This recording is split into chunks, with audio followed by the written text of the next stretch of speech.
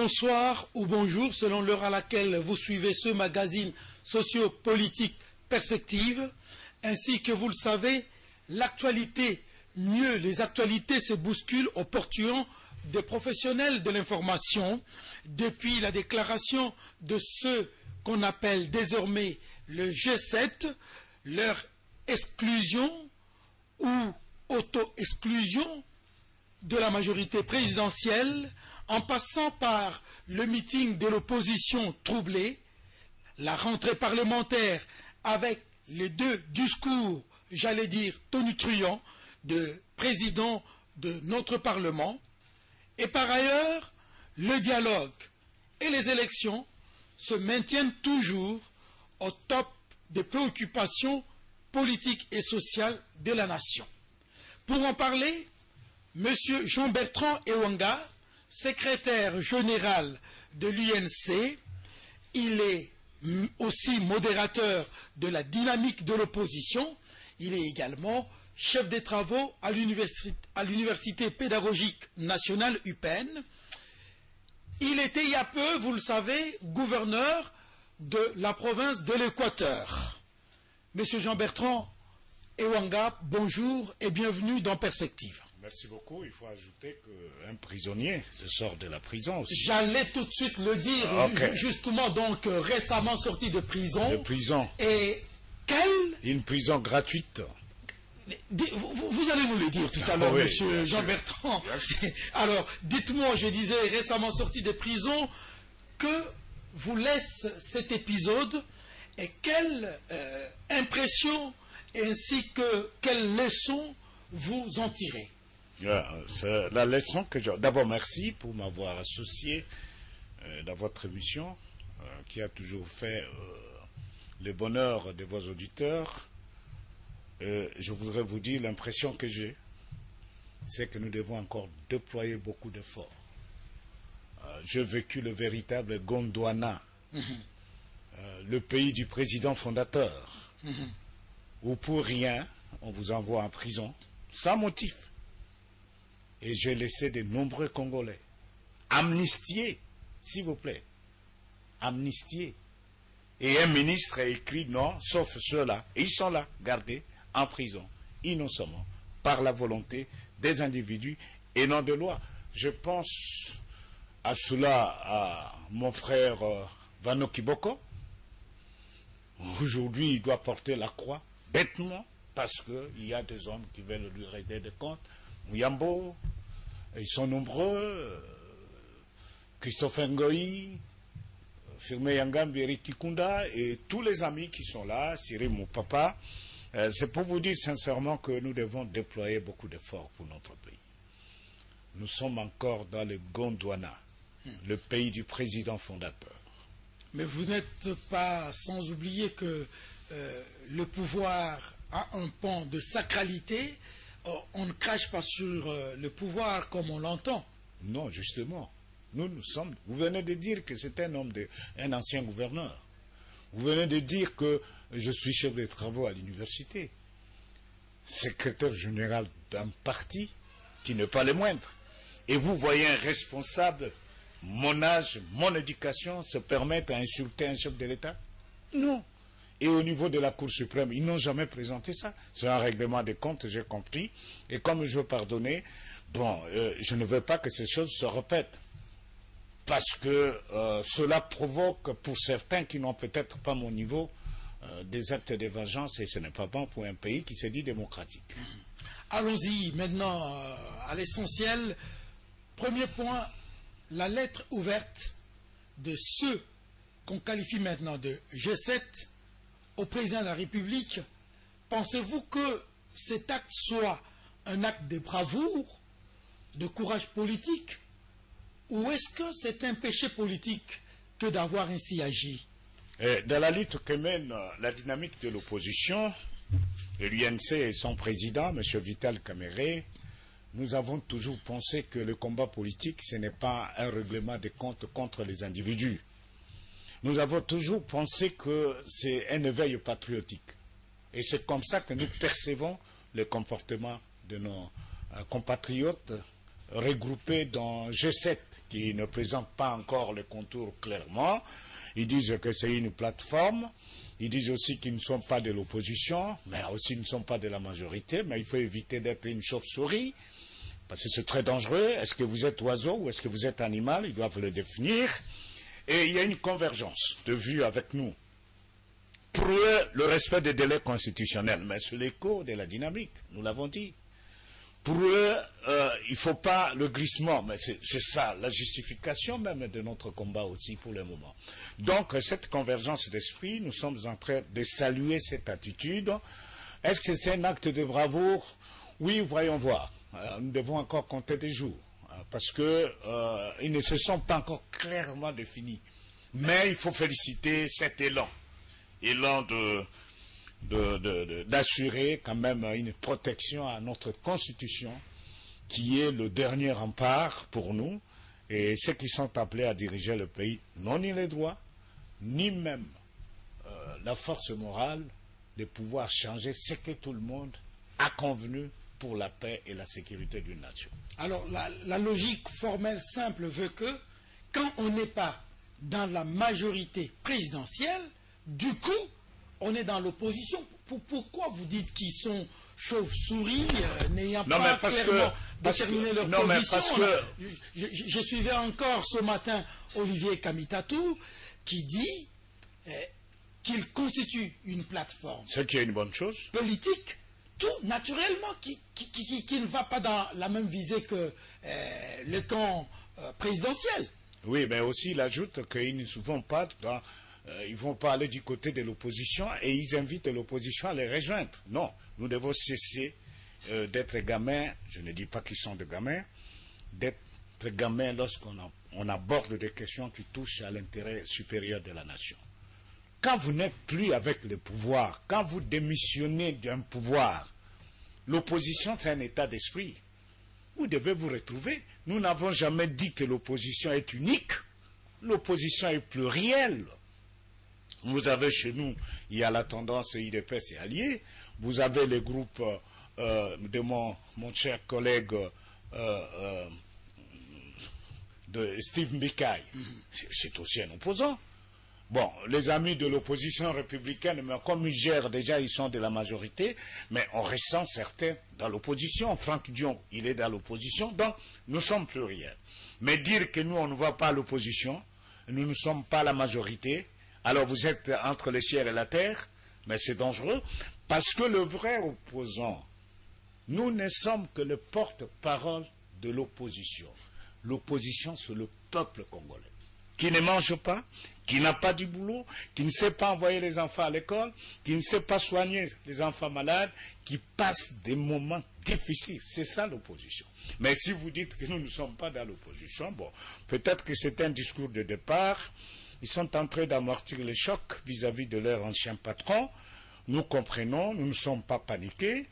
Et déjà avec notre peuple, il y a un mariage. Et bon, voilà, nous sommes rassurés. Mais nous les félicitons pour l'acte posé. Mais vous le dites avec hardiesse que l'opposition c'est la population. D'autres diraient également que la majorité c'est la population. Bon, écoute, la majorité, c'est la population, toutes les bonnes promesses des 100% qui ont été chantées sur le toit des maisons à travers le pays, mais le résultat, c'est un fiasco. Ben, alors, la population ne se reconnaît pas dans cette majorité, c'est pourquoi ça explose aujourd'hui.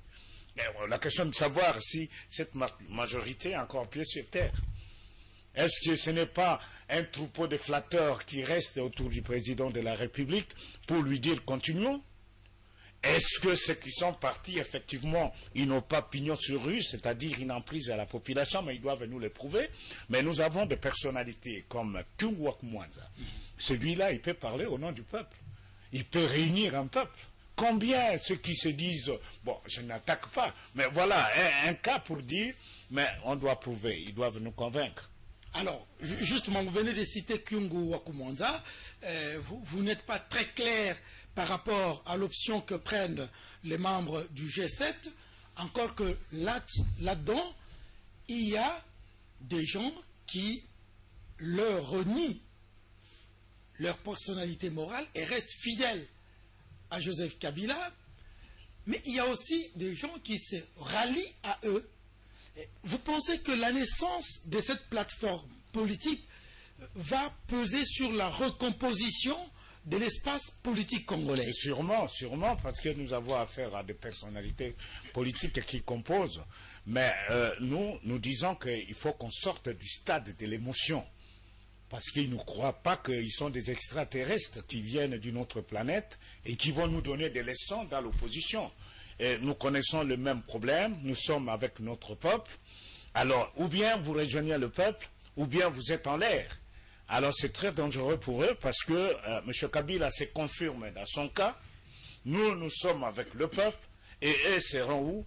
Et je reste convaincu qu'ils vont rejoindre l'opposition. Pas nécessairement la dynamique, comme je l'ai dit, pas nécessairement Steve Bikaï, pas nécessairement rejoindre, je ne sais pas moi, Franck Diongo et les autres, mais se retrouver pour défendre les intérêts du peuple congolais. Alors, c'est là qu'il y a déjà un problème dans le chef de l'opposition congolaise.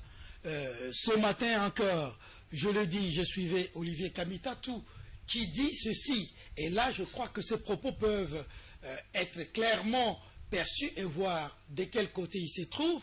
Il dit, quand quelqu'un dit que Kabila c'est l'homme providentiel, sans lui, rien ne peut se faire dans ce pays, celui-là n'est pas sanctionné. Il est, comme on dit, dans les grâces du Seigneur. Oui. Et quand nous disons que le chef de l'État dise clairement qu'il ne va plus se représenter conformément à la Constitution, nous sommes sanctionnés. Oui, et donc, il montre que il ne voit pas les choses de la même manière que le chef, donc d'office. C'est ce que j'ai appelé la logique formelle simple.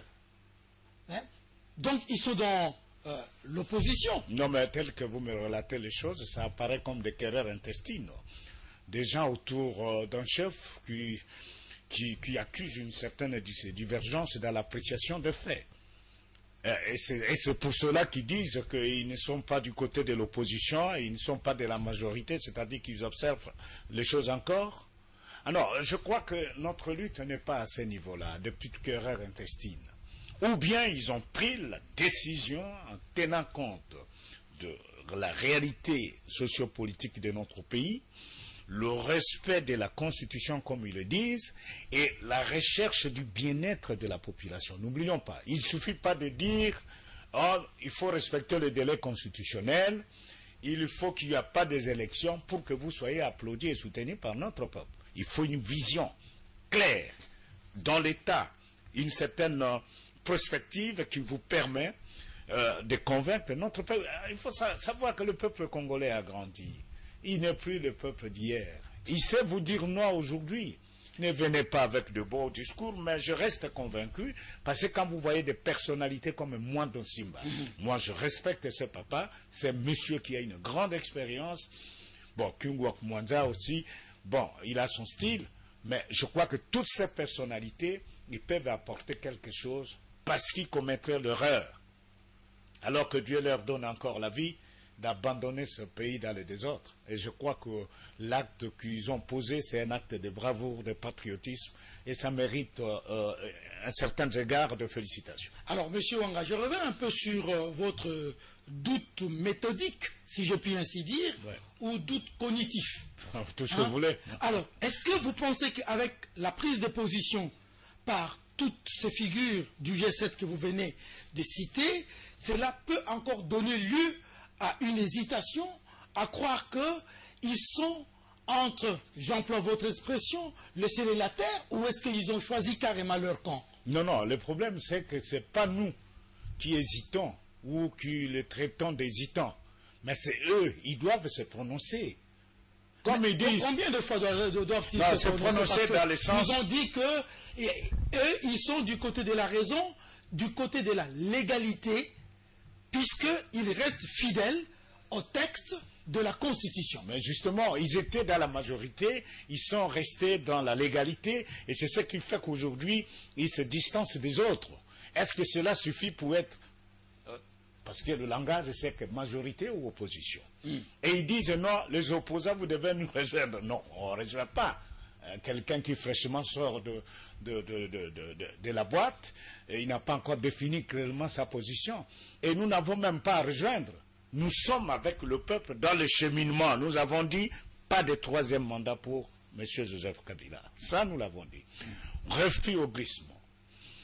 L'enrôlement, parce qu'il faut enrôler. Nous sommes allés à Ndili pour clôturer notre campagne d'enrôlement. Et beaucoup d'autres aspects. Bon. Et pourquoi nous avons exigé ça? Pour que le Congo soit géré autrement. Parce que nous pouvons dire, nous respectons la Constitution, et puis nous reprenons le pouvoir, et nous faisons pire que le Joseph Kabila. Ah oui, c'est ce que j'allais vous demander tout à l'heure. C'est ce que j'allais vous demander tout à l'heure, mais on va y revenir de toute façon. Mais est-ce que vous pensez qu'avec l'évolution de la situation, dynamique sociale politique étant, il y aura davantage des défections dans le camp présidentiel, ou est-ce qu'il y aura des défections dans le camp de l'opposition, défections pour rejoindre le camp présidentiel? Bon, il faut dire aujourd'hui que la dynamique, c'est un miracle. Pour une fois, nous tenons bon jusqu'à aujourd'hui et nous allons réaliser toute une année de cohésion. C'est pas facile. De semblance de cohésion. Non, de cohésion. Nous tenons bon jusque-là, notre discours est le même. Bah, l'unité dans la diversité. Ça, il faut le reconnaître ici. J'ai parlé de Steve Bikaï. Il est là, lui, il a pris l'option pour un dialogue. Mais il ne cesse pas d'être opposant. Donc, vous voyez que la dynamique, je vais parler de la dynamique, enregistrer encore des déceptions, nous avons appris qu'avec la cascade de démissions, il faut que nos amis de la majorité nous arrivent à nous convaincre s'ils sont encore majoritaires. Je crois ce week-end, on 231 députés, oui, donc c'est suffisant pour constituer une majorité confortable. Attention, il y a qu'est-ce que je dirais? Il y a des loups dans la bergerie. Hein. Il y a ceux qui sont partis, ceux qui hésitent encore. Et vous les connaissez, ces loups-là?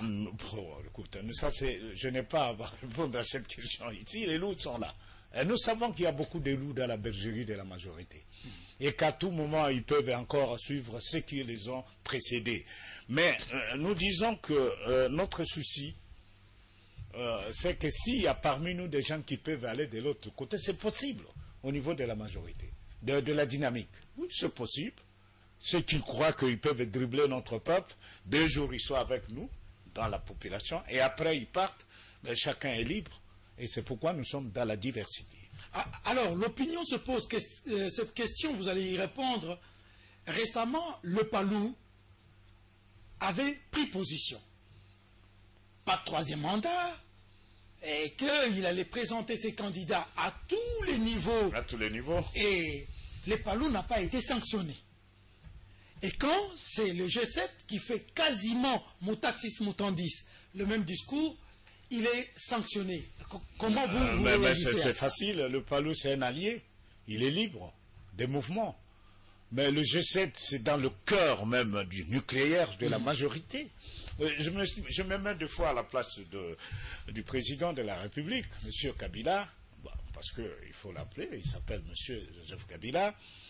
Je me dis que quelque part il est blessé dans son amour propre parce que c'était les proches des proches qui aujourd'hui lui disent non. Vous savez, se séparer avec un conseiller spécial, ça c'est peut-être la seconde épouse, si vous permettez l'expression. Conseiller spécial en matière de sécurité, c'est mieux de préciser. Non, mais c'est un problème. L'heure est grave. Et je crois qu'il faut une urgence pour trouver des solutions. Il doit prendre des solutions sages, parce qu'il a entre ses mains le destin de toute une nation. Et le moment est arrivé pour qu'il se déplace, se sépare, je n'ai pas de conseils à lui donner, mais qu'il sache qu'il y a encore trop de flatteurs qui sont autour de lui. Vous savez, Mobutu, à un moment de son règne, il a eu des gens qui l'ont encouragé, allez-y, nous sommes avec vous, nous sommes avec vous. Le même gens-là, ils sont avec Joseph Kabila aujourd'hui. Et c'est quelque part, il a une équation personnelle à gérer comme citoyen de ce pays, comme un ancien président de la République, un père de famille, appartenant à une province, à une famille, à une nation, pour que quelque part ils se disent le bien du monde, à un moment ça s'arrête. Et je prends mes responsabilités que d'écouter le chant des sirènes qui continue et qui vous amène tout droit vers la précipice, et ce n'est pas bon. Alors, votre meeting du 15, je le disais tout à l'heure qu'il était troublé. Est-ce que vous croyez avoir atteint votre objectif et qui soupçonnez-vous avoir troublé ce meeting-là? Le meeting a atteint son objectif à 99%. C'est-à-dire que nous avions les soucis. Vous croyez avoir mobilisé combien de personnes si vous avez des statistiques? Plus de 70 000. Nous étions surpris que RFI annonce 2 000. Moi, je comprends, Léa, il était enfoui, il était juste à côté du podium, il n'a pas vu plus loin. Regardez au niveau de l'écran de votre télévision, Sainte-Thérèse, nous avons rempli le terrain, le double terrain de football, il y avait beaucoup de gens. Mais il faut dire que des ennuis techniques aussi ont fait. On nous a bloqué notre groupe électrogène. Le courant n'était même pas là, de la SNEL. Vous comprenez, et nous n'en faisons pas un problème. Mais le courant, c'était pas fait à dessein, hein, parce que le problème du courant... Non, ça c'est un autre pas problème. Du 15. Non. Allez-y, on est venu tirer la tuyauterie à carburant, et ça, c'est ce qui est à la base de tous les désordres. Tous les désordres.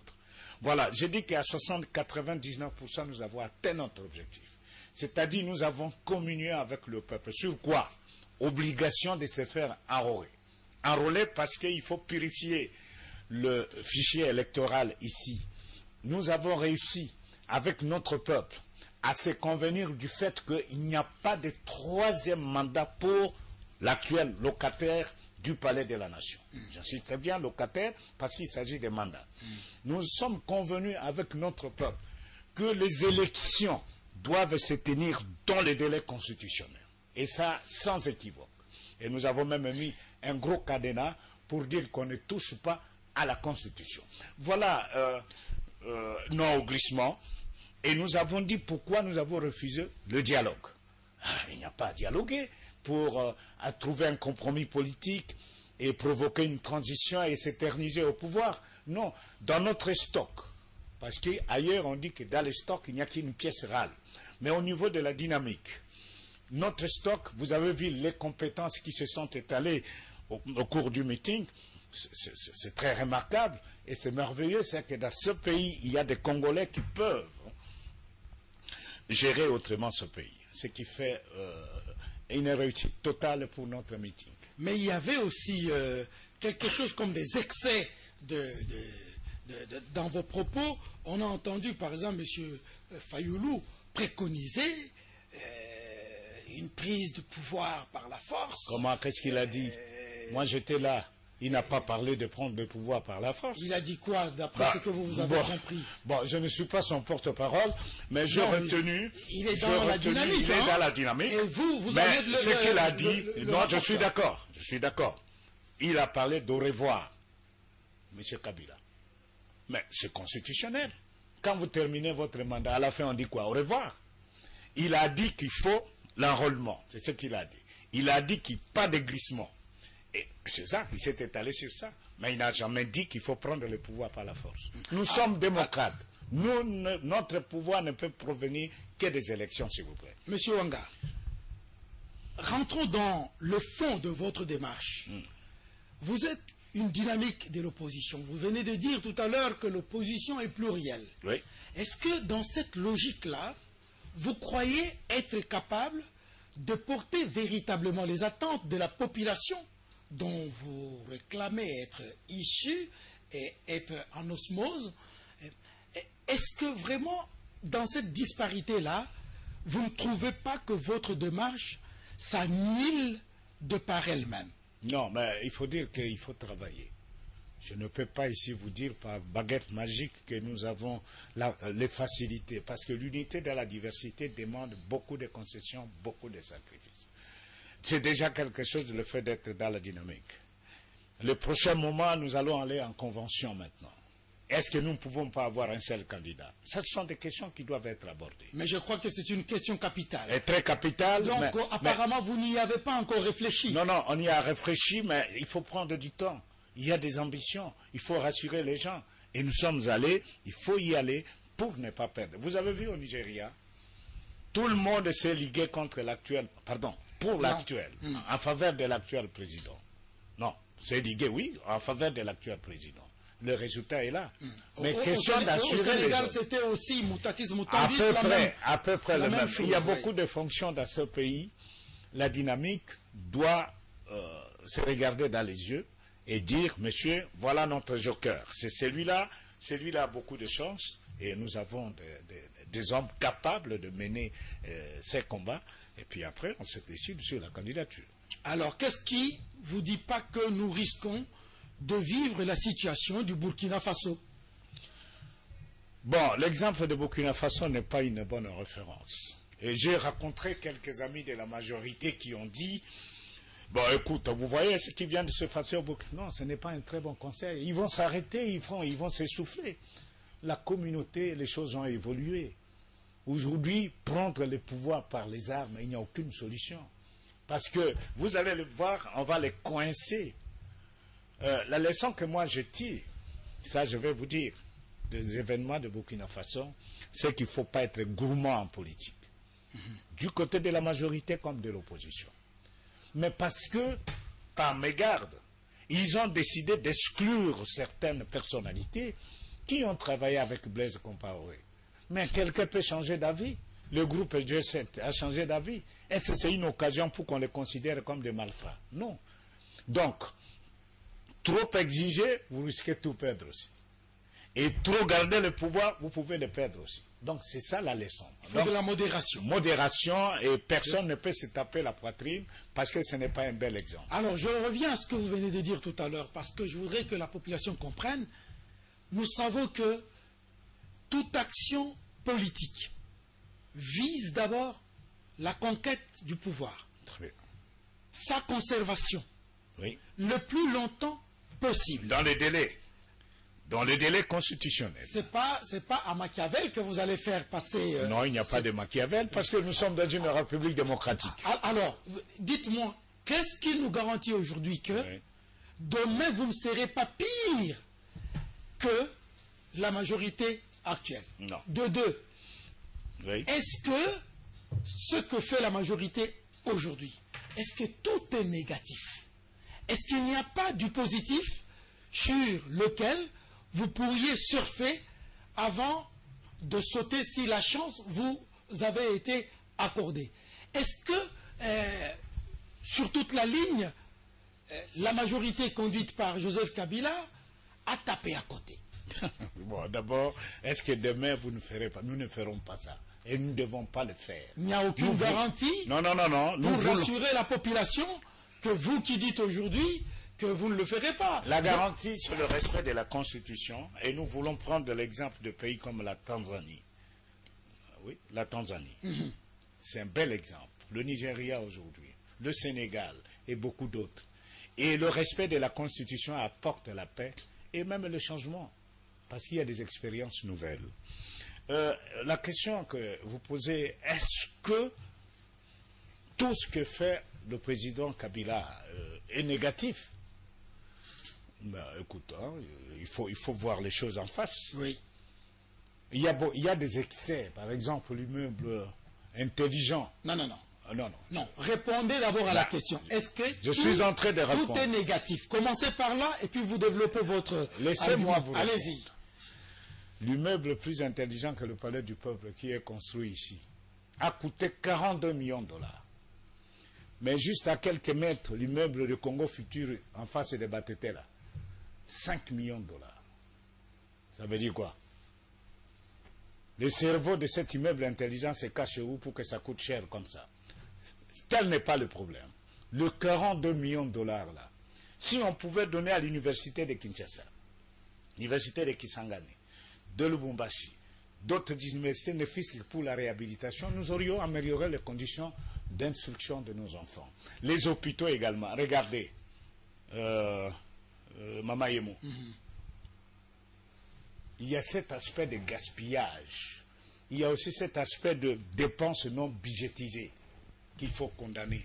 Mais ce qui est curieux, c'est que tout cela, des immeubles qui poussent comme des champignons ici, quand vous interrogez les Chinois et les Indiens, ils vous disent non, nous sommes issus des gardiens, les propriétaires sont des Congolais, qui construisent des immeubles au moment où nous avons fait.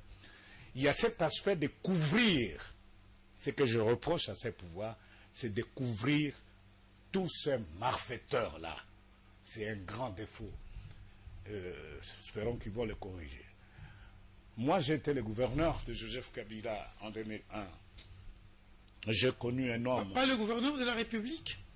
Non, quand je dis Joseph Kabila, ça veut dire que sous son règne. Ah, mais être gouverneur de Joseph Kabila... Non, cela n'appelle pas un débat. Ah si, quand même... J'ai été le gouverneur de la République, voilà, province de l'Équateur, mais j'ai eu affaire à un homme très engagé pour servir son peuple, très sensible. À l'époque, et des solutions pouvaient venir. Mais depuis que les spécialistes des stocks ou les anciens collaborateurs, ceux qui ont jeté Mobutu dans le problème, sont revenus récupérer la situation, bon, moi je ne reconnais plus. Hein. Et c'est ce qui nous amène à toutes ces contestations. Est-ce que, pour répondre à votre question, tout à fait. Est-ce nul? Je n'ai pas dit que c'est nul. Mais tout ce qui s'est fait, il n'y a pas beaucoup, il n'y a pas prospérité. Les routes ici, 3 jours après, il y a des nids de poules partout. Ça, c'est vraiment flagrant. Et des millions ont été dépensés. Qui bouffe cet argent des commissions? Il y a tout ça. Moi, ce que je crains, c'est qu'après 15 ans de pouvoir, 16 ans, il ne faut pas qu'on se retrouve. Il ne faut pas qu'on se retrouve après la destruction. Vous avez déjà vu des routes réhabilitées qui font le bonheur de chauffeurs, des conducteurs. 6 mois après, les mêmes trous reviennent. Donc il y a un problème au niveau de ceux qui entourent le président et de son gouvernement. Si vous me demandez le bilan, allez-y. Il est négatif. Au fait, vous voulez dire que le mal, c'est pas Kabila? Non, la personne... Le mal, s'il faut parler de lui, c'est parce qu'il couvre tous ces malfaiteurs-là. Pourquoi il les couvre? Il connaît ceux qui bousillent l'argent du pays. Il connaît ceux qui bouffent des commissions. Voilà un peu. Mais le mal, ce n'est pas lui. Parce que ce n'est pas Kabila qui est allé acheter des cadavres d'avions de Congo Airways, de cercueils volants. Ce n'est pas lui. Et puis l'avion arrive, on le dépose. Ne vole pas. Mais le Premier ministre qui a acheté, qui a été au four et au moulin dans les opérations, il n'est même pas réprimandé. Et l'avion est en train de moisir à l'aéroport. Quelle est la panne? Et puis, sachant bien que nous avons des problèmes avec certains pays, mais le second avion qui est aussi un cercueil volant. Voilà, c'est toutes ces contradictions. En Irlande. En Irlande. Bon, pourquoi on laisse faire? Bon, ils ont leur agenda. Nous, on ne se mêle pas dans leurs histoires de gouvernement, mais nous pensons qu'à notre tour, les choses doivent être refaites autrement. Monsieur Ewanga, vous parliez tout à l'heure du dialogue. Vous y êtes radicalement opposé, mais l'on vous reproche l'incohérence. Oui. L'incohérence qui, par ailleurs, me semble-t-il, c'est la première caractéristique négative de l'acteur politique congolais. C'est-à-dire? Hier, oui, vous avez réclamé à corps et à cri le dialogue. Le dialogue, et vous avez même créé la coalition. C'était moi le coordonnateur. Pour le vrai dialogue. Que s'est-il passé pour que, du coup, vous changiez de cap, vous commenciez à vous opposer de manière ferme au même dialogue que vous aviez réclamé? Oui, mais la réponse est simple. Nous avons réclamé le dialogue au lendemain des élections chaotiques de 2011. Parce que nous savions que celui qui a gagné les élections, c'est Etienne Tshisekedi. C'est ça le combat de l'impérium. Et nous nous sommes tous rangés pour qu'on restitue le pouvoir à celui qui a gagné. Mais maintenant, nous sommes à la fin du pouvoir. Quel est l'objet du dialogue aujourd'hui? Je vais vous dire ceci. Le dialogue, nous refusons d'abord parce qu'il y a un bâtonnet derrière le dos. Tant que le chef de l'État n'a pas encore déclaré que moi je ne me représenterai plus. Je n'ai pas de troisième mandat. Nous, on ne peut pas prendre ces risques-là à la dernière minute. Et puis, les dialogues pour faire quoi? Pour quel objet? Parce que s'il s'agit de questions de calendrier électoral, la CENI doit appeler les acteurs qui sont la majorité, le gouvernement et l'opposition, évidemment la société civile, pour définir le calendrier. S'il faut l'argent, ça n'appelle pas un dialogue, parce que le gouvernement doit mobiliser les fonds, et surtout que nous avons mis de côté une cagnotte de 1 milliard de dollars. D'ailleurs, à la rentrée parlementaire, nous allons demander où est parti cet argent. Et puis, pour la sécurisation, la MONUSCO, la police nationale est là pour procéder à ça. On va faire un dialogue avec les chefs coutumiers, les musiciens et autres. Est-ce que vous pensez que à la gloire les vertus du dialogue que vous aviez réclamé au lendemain des élections se sont taries, ça s'est desséché, qu'aujourd'hui on ne peut plus user de ces mêmes vertus pour résoudre les problèmes actuels? Quels sont ces problèmes aujourd'hui, Luc? Je veux bien, je commence à me poser des questions. Quels sont ces problèmes? Dites-moi, il y a tel problème pour qu'on soit ensemble. Que le gouvernement, le chef de l'État, la CENI ne sont pas capables de résoudre dans le cadre du fonctionnement des institutions et qu'il faut faire appel. Non, vous savez, le dialogue... Vous-même, vous avez cité ici l'enrôlement de jeunes, la révision du calendrier électoral, ça n'a rien à voir. De suite. Donc, non, ça n'appelle pas un dialogue. Problème qu'il faut vraiment... et même ce que vous dites, le glissement, ça pose problème. Aujourd'hui, M. Ewanga, Kabila détient l'armée, détient la police, il détient les services de sécurité, il détient l'économie, il détient l'administration. Bref, il détient l'impérium global. S'il disait, je n'ai pas d'argent, je n'organise pas les élections, vous faites quoi? Mais là, nous sommes à Gondwana. S'il dit ça, c'est que nous sommes à Gondwana. Non, mais vous faites quoi? Non, il ne peut pas le dire. Parce que moi, je suis l'autorité budgétaire. Depuis 2012, nous avons mis de côté 250 millions de dollars. 4 ans après, nous devons avoir 1 milliard. C'est là où Matata doit nous expliquer. Et je suppose qu'avec le dégraissement de la majorité, il doit nous apporter des éléments, auquel cas il doit être poursuivi. Parce qu'il y a de l'argent qui a été mis de côté pour les élections. Et pour organiser le recensement, c'est question de remettre l'argent à la CENI, c'est tout. Vous avez effectivement parlé tout à l'heure de la rentrée parlementaire. Oui. On a suivi 2 discours, le discours du président du Sénat et celui du président de l'Assemblée nationale. Réagissez très rapidement d'abord au discours du président du Sénat. Vous savez, nous sommes habitués aux beaux discours. Il faut éviter des discours pour seulement plaire à des opérations de charme. Et tout le temps que nous sommes là, on n'est jamais arrivé à chasser un ministre. Quelque part, ça veut dire que ça va. Il faut pas donner l'impression que ça va. Il nous reste quelques mois. Bon, est-ce qu'ils vont se ressaisir? Avec quelle méthode? Qu'est-ce qui a changé? Moi, je crois que c'est la même chanson. C'est la même chanson. Alors, le président de l'Assemblée nationale, on va prendre quelques points seulement, parle de la redistribution des revenus ou du revenu national. Et il trouve que la redistribution n'est pas équitable. Il s'attaque au gouvernement. Il parle de la TVA. Il s'attaque à son gouvernement. Il parle de la TVA dont le niveau de mobilisation est resté statique pendant 3 ans et que le conseil qu'il avait prodigué au gouvernement de modifier et d'adapter la TVA selon les secteurs d'activité n'aurait pas été suivi. Puis, lui aussi, vous en avez parlé, appelle à la modification du salaire pour répondre aux attentes sociales. Je ne cite pas les domaines qu'il a cités lui-même. D'aucuns pensent que c'est l'un des plus pertinents discours que Aubin Minakou ait tenu depuis qu'il est au perchoir de l'Assemblée nationale. Votre réaction? Non, le discours peut rester pertinent, mais les faits ne suivent pas.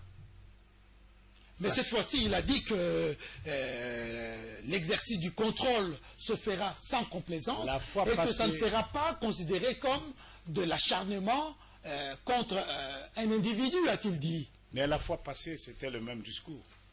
Regardez le discours de l'année passée. On a parlé du contrôle aussi, mais on n'a pas contrôlé. Bon, moi, je crois que cette précipitation vers la fin du règne, ça fait réjaillir beaucoup de points d'interrogation. Donc, ce n'est pas un événement. Un non-événement. Non-événement. Alors, il a parlé de l'importance du dialogue. Dans l'opposition où vous êtes, il y en a qui pensent que le dialogue doit s'inscrire dans le cadre de l'accord cadre d'Addis Abeba, où il est dit que ce dialogue-là devrait être, ça c'est la spécification dans la résolution 2098, convoqué par la communauté internationale. Que feriez-vous si c'est la communauté internationale qui convoque le dialogue? Bon, la question c'est de savoir, dialogue, pourquoi faire? C'est ça le problème. Mais le cadre, l'accord cadre d'Addis Abeba fixe cadre, quand même la nécessité du dialogue. Oui, et certains membres de l'opposition politique pensent qu'il est grand temps maintenant de parler du dialogue tel que vu, précisé et schématisé par l'accord cadre d'Addis Abeba. Il faut bien lire cet accord cadre. Notre problème se pose toujours sur l'opportunité du dialogue. Est-ce que la communauté internationale va s'imposer? On va voir les termes de référence. On va se prononcer. Voilà. Donc, pour l'instant, vous ne vous prononcez pas, vous dites non au dialogue. Il n'y a pas de dialogue, allons vite aux élections. Alors, au cas où c'est une éventualité, vous parviendriez au pouvoir et vous appelleriez la nation ou les autres forces politiques au dialogue et qu'elles vous diraient non. Non, mais il faut une motivation, justement. Il faut donner la motivation. Pourquoi le dialogue? Voilà le vrai schéma pour le dialogue. Je voudrais vous dire la vérité. Officiellement, on dit dialogue, mais les soirs, ils viennent côtoyer les opposants pour dire nous sollicitons un glissement. Alors, on fait quoi? Mais est-ce qu'il ne faut pas justement aller en parler et dire sans détour que le glissement, comme vous dites là, nous disons non? Quel péché y a-t-il d'aller le dire pendant le dialogue? Il n'y a pas opportunité. Et qu'est-ce que vous appelez opportunité, vous? Mais les raisons qui fondent l'organisation du dialogue. Alors, l'opportunité aujourd'hui pour vous, mise sur quoi? Sur le respect de la Constitution, le délai constitutionnel, organiser les élections. Alors, que deviennent les élections justement pour vous, à l'heure qu'il est? Pardon? Que deviennent les élections à l'heure qu'il est? Mais les élections dans le délai constitutionnel. Parce que l'élection présidentielle, l'élection législative, et on peut même considérer provinciale, on peut les organiser, nous avons encore du temps. Et le gouvernement dit qu'il n'y a pas d'argent. Il y a d'argent, il y a beaucoup d'argent. Et vous avez vu ça où? Mais je suis autorité budgétaire, je vous dis que chaque année nous avons épargné 250 millions de dollars. Avant de nous quitter, M. Bertrand, Jean-Bertrand Iwanga, on a assisté au procès de Tchebeya. Oui. Finalement, le verdict a été rendu. Un seul a été condamné à 15 ans de prison. Les autres, 4 acquittés. Qu'est-ce que ce procès vous laisse comme impression? Bon, il faut dire que d'abord, il faut déplorer la mort d'un compatriote qui a été assassiné dans un bureau de l'État. C'est grave. Des fois, pour aller dans des bureaux, il faut hésiter. Mais j'ai comme l'impression que tout ce monde-là sont des innocents et que les véritables commanditaires sont ailleurs. Ça, c'est la leçon que je tire, je peux me tromper. Qui sont les véritables commanditaires? Ben, ils sont ailleurs. Qui sont-ils ailleurs? Ce n'est pas parce qu'ils sont ailleurs que vous ne les connaissez pas. Peut-être que le temps nous donnera la réponse. Vous hésitez de prendre vos responsabilités entre les deux mains. Non, j'ai dit l'impression... J'ai envie de dire que votre séjour en prison vous a un peu transformé, on vous a lavé un peu le cerveau. Non, il n'y a pas de lavage de cerveau, je suis resté le même, je poursuis ma lutte. Et je dis ceci, que j'ai comme l'impression que tous qui sont en prison ou qui étaient en prison, c'était des innocents. Vous avez comme l'impression. Oui. Heureusement qu'il ne s'agit que des impressions. Voilà, il y a des impressions à la longue qui se confirment comme des certitudes de vérité. Monsieur Bertrand, regardez votre caméra. Oui. Mettez le pays en perspective. Qu'est-ce que vous auriez envie de dire aux Congolais par rapport au processus électoral, par rapport au dialogue qui doit le précéder et par rapport à la vie de la nation comme telle? Oui, ce que je dis, c'est qu'il faut féliciter notre peuple. Vous avez vu le 19 janvier au 25, il faut une prise de conscience. L'article 64 de la Constitution nous donne tous les droits lorsqu'il y a un désordre, c'est-à-dire tentative de prendre le pouvoir par la force, il faut dire non. Et le peuple doit savoir objectivement que nous devons respecter les délais constitutionnels, c'est-à-dire l'actuel président de la République n'a pas droit à un troisième mandat, c'est connu. Et les élections dans les délais constitutionnels, il faut l'enrôlement pour purifier notre fichier électoral, et je crois ensemble nous pouvons regarder vers l'avenir pour un Congo meilleur. Au cas où il n'y aurait pas élection, je ne vais pas spéculer sur des hypothèses pessimistes. Par nature, je suis optimiste. Je crois aux élections parce que c'est la volonté de notre peuple. Vous pensez que les ingrédients sont réunis véritablement pour que ces élections-là aient lieu dans votre entendement? Bon, ingrédients, ça veut dire que vous avez, parce qu'on n'a pas abordé la question, la Cour constitutionnelle.